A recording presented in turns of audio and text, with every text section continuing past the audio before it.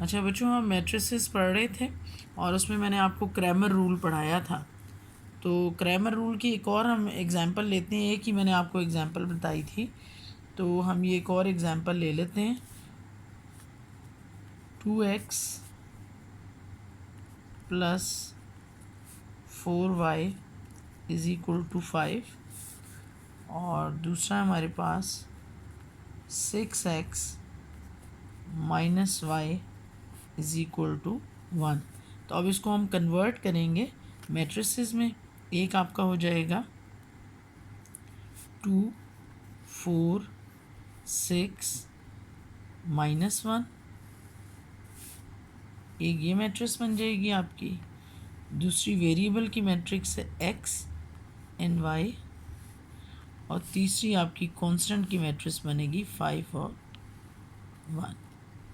ठीक है, इस मैट्रिक्स को हम कहते हैं A। ठीक है, इस मैट्रिक्स को हम क्या देते हैं, A इज़ इक्वल टू, हम कहते हैं 2 4 6 माइनस 1, ये मैट्रिक्स A है। उसके बाद हमने यहाँ से निकालना है A डिटर्मिनेंट।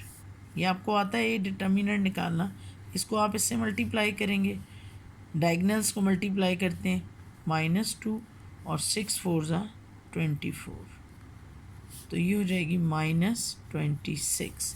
मतलब A डिटर्मिनेंट आपका आ गया -26, ये एक आ गया। ठीक है, अच्छा अब दूसरा, अब आपने मैट्रिक्स मालूम करनी है D1, हम इसको कहते हैं। जब हम पढ़ते हैं ना क्रैमर रूल, तो उसमें D1 मैट्रिक्स होती है।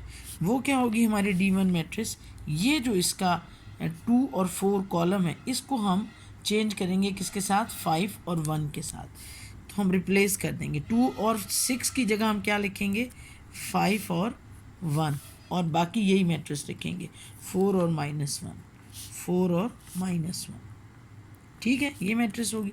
अब इसका आपने लेना है डिटर्मिनेंट, तो आप लोगे D1 डिटर्मिनेंट। वो बिल्कुल उसी तरह ही लेते हैं जिस तरह के हम लेते थे, जैसे हमने ये वाला लिया। ठीक है ना, तो अब आप क्या लिखोगे, -5 और 4 1 ज़ा 4, -4, तो ये किसके बराबर आ जाएगा, -9। इसका मतलब ये है कि D1 determinant is equal to -9। ये दूसरी चीज़ हमने मालूम कर ली। ठीक है, अब तीसरी चीज़ आपने क्या मालूम करनी है, वो है आपके पास तीसरी चीज़, आपको D2 मैट्रिक्स बनानी है। वो कैसे बनेगी, वो ऐसे बनेगी कि अब ये जो है आपका, ये सेकंड वाला जो कॉलम है, इसको रिप्लेस करेंगे 5 और 1 से। x के लिए आपने इसको, पहले आपने इसको इसके साथ रिप्लेस किया था, अब इसको इसके साथ रिप्लेस करेंगे। ये उसी तरह ही लिखा रहेगा, ये उसी तरह ही होगा 2 और 6। ठीक है, और ये रिप्लेस हो जाएगा इसके साथ, यानी 5 और 1।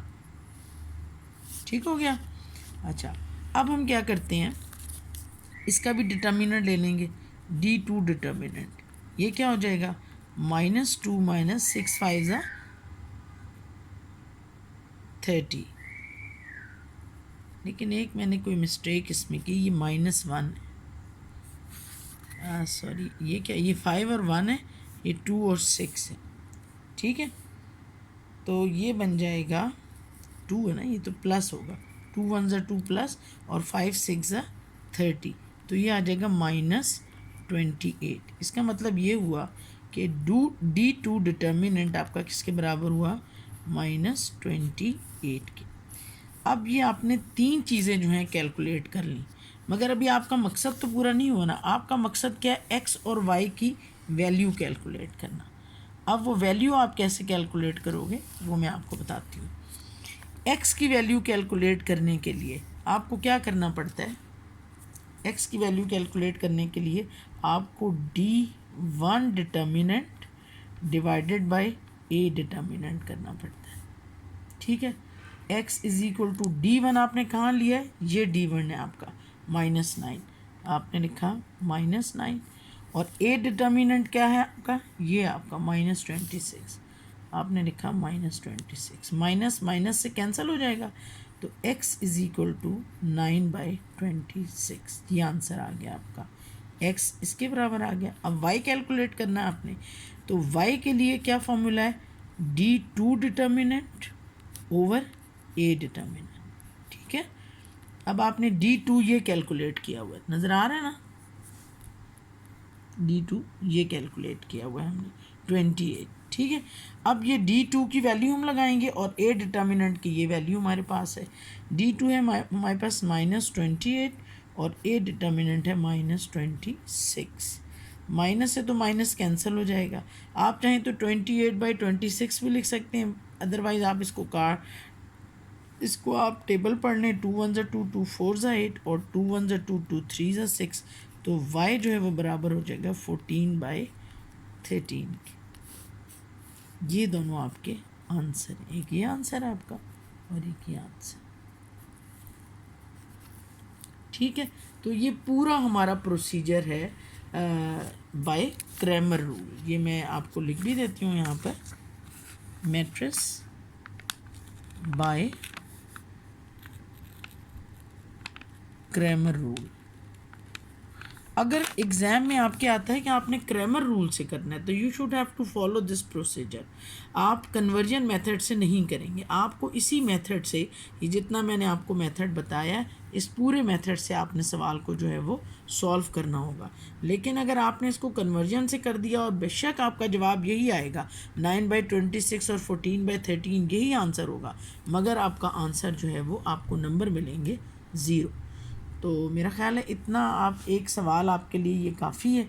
अब आप चाहें तो बुक के जो हैं जो क्वेश्चंस हैं मैं आपको बता देती हूँ, वो क्वेश्चन आप करें, बिल्कुल एंड में आपके क्वेश्चन दिए हुए जो हैं उन्हें आप कर लें, और फिर कोई प्रॉब्लम हो तो हम डिस्कस कर लेंगे।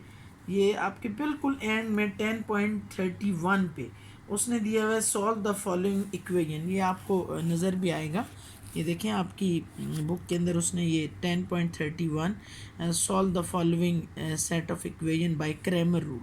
पहला क्वेश्चन ये उसने दिया 3x + 2y = 12 and x + 5y = 17, और दूसरा है 3x + y = 1 and x - 2y = -2। तो आप ऐसा करें कि ये क्वेश्चन नंबर ए करें, बी करें, और एक ये क्वेश्चन नंबर जो है वो आप करें ये वाला एच। ये 3 क्वेश्चन आपने सॉल्व करने, ठीक है। और अगर आपको प्रॉब्लम हो तो आप पूछेंगे मुझसे। आइंदा जो मैं टेस्ट लूँगी वो आपकी ये जो एक्सरसाइज है इसमें से लूँगी टेस्ट, और इंशाल्लाह whenever we meet in the class, तो आप क्लास में जो है वो आपके पास जो रजिस्टर है अपना, और जिसमें मैं आपको डेली बेसिस पे काम देती हूँ, वो आपका कंप्लीट होना चाहिए। एक दिन मैं ले लेती हूँ हफ्ते को, और फिर वो मैं चेक कर करके आपको वापस करती हूँ। तो ये मैं चेक करूँगी आपके रजिस्टर के ऊपर कि every student should have to solve the question on their register और देयर कॉपी। तो ठीक है, ऑनलाइन क्लास नहीं है हमारी। आपको कोई अगर पूछना हो तो आप मुझसे व्हाट्सएप पे भी पूछ सकते हैं, और कॉल करके भी पूछ सकते हैं, और क्लासरूम में भी पूछ सकते हैं। Okay, thank you very much, wish you best of luck, अल्लाह हाफ़िज़।